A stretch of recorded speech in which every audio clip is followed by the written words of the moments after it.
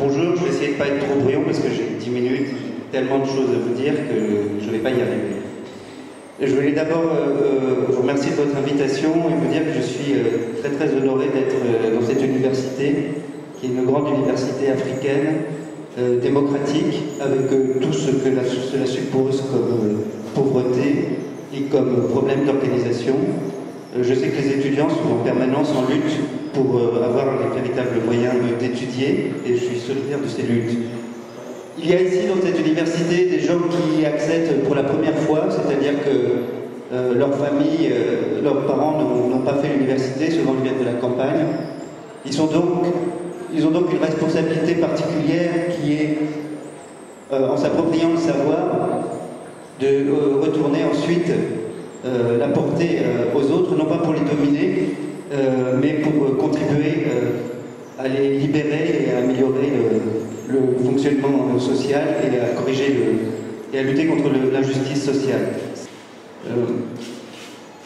J'ai essayé de préparer cette intervention en m'appuyant sur des travaux qui ont été produits dans cette université ou par des étudiants burkinabés. Je suis rendu au département de sociologie où il y a très peu de livres, par contre il y a de très très bonnes maîtrises et de très très bons travaux. Donc j'essaierai tout au long de mon exposé de citer les travaux que j'ai pu parcourir, parce que je sais aussi, parce que je viens de l'autre côté, que beaucoup de chercheurs et de professeurs français pillent les travaux des étudiants africains pour leur publication. Il y en a même qui ont la Légion d'honneur pour ça, et que c'est tout à fait inadmissible. Donc, dans mon cas, j'essaierai de m'appuyer sur ces travaux et non pas de les piller pour remplacer des travaux que je n'ai pas fait moi. Voilà. Bon, on m'a demandé d'intervenir sur la question de la crise mondiale.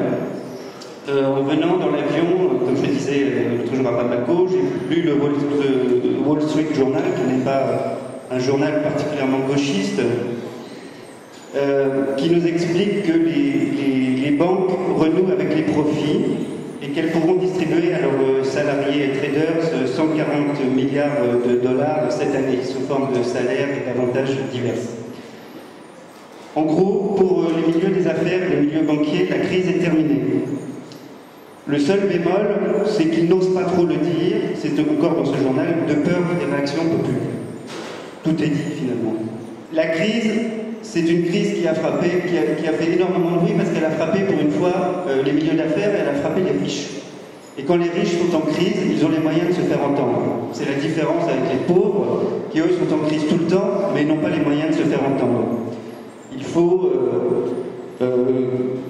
faut une étudiante, par exemple, qui fait sa thèse sur les conséquences de la crise climatique sur l'artisanat féminin dans des villages de Burkinabé.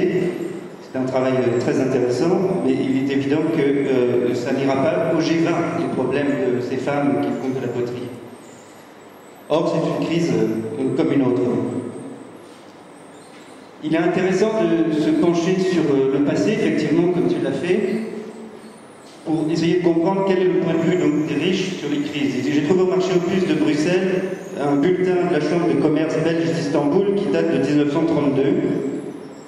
Il y a un article pour commencer qui s'appelle « Crise, restriction, publicité » et qui incite, en 1932, donc nous sommes au cœur de la crise, à investir dans la publicité parce que après les vaches maigres viendront les vaches grasses et que les maisons qui auront oublié de faire leur publicité auront disparu et ne pourront pas renouer avec le profit. Pourquoi faire de la publicité? Pourquoi dépenser de l'argent en ce temps de crise générale pour le regagner au décuple demain? Voilà, c'est pour ça qu'on dépense de l'argent aujourd'hui, ce n'est pas du tout pour régler les problèmes des populations, mais c'est pour préparer à refaire de l'argent demain, et c'est exactement ce que les banques font d'ores et déjà.